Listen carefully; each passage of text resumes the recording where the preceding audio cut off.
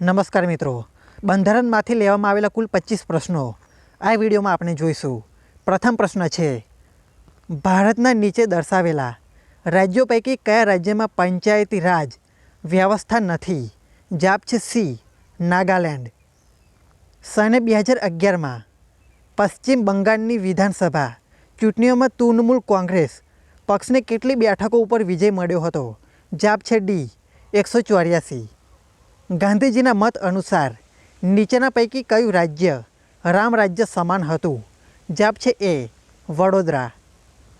ભારતના રાજકારણમાં સ્વાતંત્ર્ય આંદોલન દરમિયાન કોંગ્રેસના જહાલવાદી અને માવાડવાદી જૂથો વચ્ચે સન 1906માં થોડા સમય માટે સમાધાન કરાવવામાં કયા નેતા સફળ થયા હતા? જવાબ છે બી, દાદાભાઈ નવરોજી. ભારતીય રાજકારણમાં આઝાદીના પ્રયાસો થયા તેમાં સન 1905માં બંગાળના ભાગલા થતાં આક્રોશ પામેલ યુવાનો દ્વારા શરૂ થયેલ ત્વરિત પ્રતિક્રિયાત્મક પ્રવૃત્તિઓમાં નીચેની પૈકી કઈ પ્રવૃત્તિનો સમાવેશ થતો નથી? જવાબ છે ડી, સાયમન કમિશનનો વિરોધ. ત્યારબાદ આગળનો પ્રશ્ન છે, 26 જાન્યુઆરીને પૂર્ણ સ્વરાજ દિન તરીકે ઉજવવાનો નિર્ણય કયા વર્ષમાં લેવાયો હતો? જવાબ છે સી, 1930. 2012માં આપણા દેશમાં રાષ્ટ્ર પ્રમુખે સચિન તેંડુલકર સહિત કેટલી વિશિષ્ટ વ્યક્તિઓને રાજ્યસભાના સભ્ય તરીકે નિયુક્ત કર્યા? જવાબ છે એ, 3. ત્યારબાદ આગળનો પ્રશ્ન છે, તાજેતરમાં સર્વોચ્ચ અદાલતે ચૂંટણી પંચે રાજ્યના માન્યતા પ્રાપ્ત રાજકીય પક્ષો માટે નક્કી કરેલ માપદંડો યોગ્ય ઠરાવ્યા છે.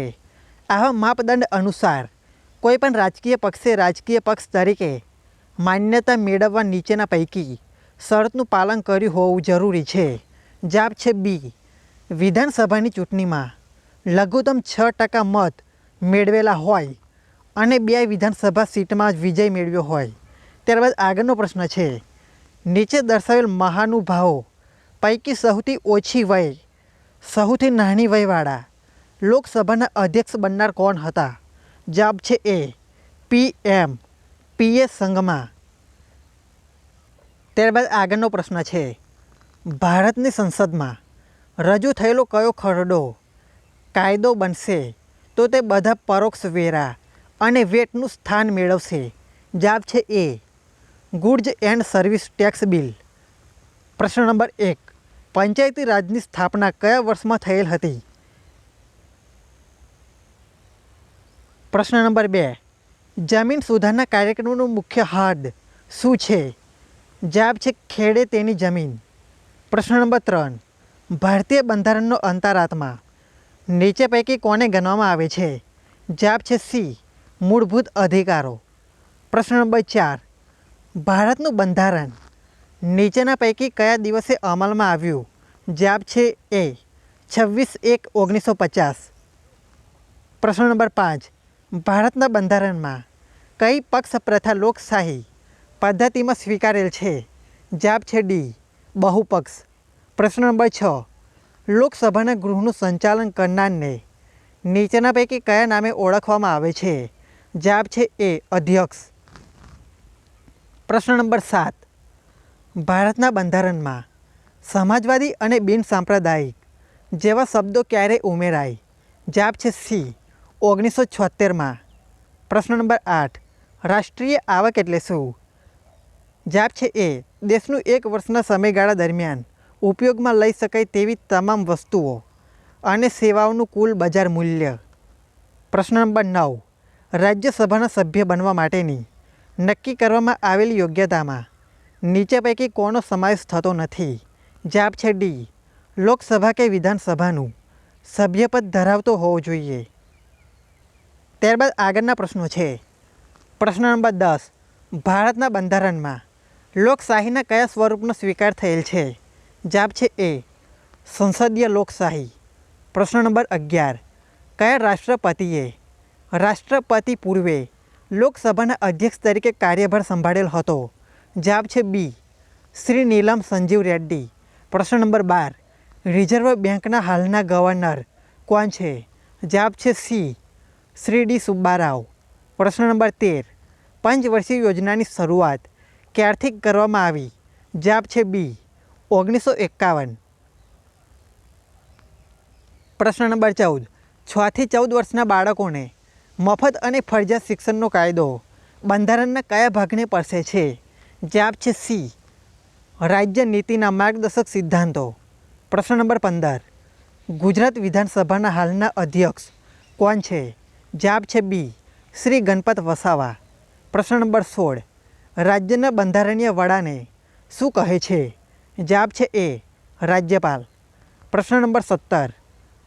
બંધારણનું અર્થઘટન કરવાની અને નાગરિકોના મૂળભૂત હકોનું રક્ષણ કરવાની અંતિમ સત્તા કઈ અદાલતને છે? જવાબ છે સી સર્વોચ્ચ અદાલત. પ્રશ્ન નંબર 18. ભારતના નાગરિકને કેટલા વર્ષ પૂર્ણ થયા બાદ મતદાનનો અધિકાર મળે છે? જવાબ છે 18 વર્ષ. પ્રશ્ન નંબર 1. તેલુગુ દેશમ રાજકીય પક્ષ કયા રાજ્યનો રાજ્ય કક્ષાનો પક્ષ છે? જવાબ છે આંધ્રપ્રદેશ. પ્રશ્ન નંબર 2. ગુજરાત રાજ્યના ઉદ્ઘાટક કોણ હતા? જવાબ છે ડી રવિશંકર મહારાજ. પ્રશ્ન નંબર 3. બાળકનું જાતીય પરીક્ષણ અટકાવવા સરકારે કયો કાયદો બનાવ્યો છે? જવાબ છે બી PNDT એક્ટ. પ્રશ્ન નંબર 4. ભારતનું બંધારણ ક્યારે અમલમાં આવ્યું? જવાબ છે બી 26 જાન્યુઆરી 1950. પ્રશ્ન નંબર 5. જન્મ બનાવની નોંધણી કયા કયા હેતુઓ માટે પુરાવા રૂપે ગણાય છે? જવાબ છે સી મત આપવા અધિકાર મેળવવા માટે. બી પાસપોર્ટ મેળવવા માટે. ડી શાળામાં બાળકને દાખલ થતી વખતે. પ્રશ્ન નંબર 6. રાજ્યસભામાં વિરોધ પક્ષના નેતા કોણ છે? જવાબ છે સી અરુણ જેટલી. પ્રશ્ન નંબર 1. સંસદની સંયુક્ત બેઠક બોલાવવાની જરૂરિયાત ક્યારે ઊભી થાય છે? જવાબ છે સી કોઈ ખરડામાં મતભેદ થવાના પ્રસંગે. પ્રશ્ન નંબર 2. કેન્દ્ર શાસિત પ્રદેશોમાં કોના દ્વારા વહીવટ થાય છે? જવાબ છે એ રાષ્ટ્રપ્રમુખ. પ્રશ્ન નંબર 3. વિરોધ પક્ષના નેતાને લોકસભામાં કયા હોદ્દાની સમક્ષ ગણવામાં આવે છે? જવાબ છે ડી કેબિનેટ મંત્રી. પ્રશ્ન નંબર 4. હાઈકોર્ટના જજ તરીકે નિમણૂક મેળવવા માટે હાઈકોર્ટના વકીલ તરીકે અથવા કાયદા અધિકારી તરીકે કેટલા વર્ષનો લઘુત્તમ અનુભવ જરૂરી છે? જવાબ છે બી 10. પ્રશ્ન નંબર 5.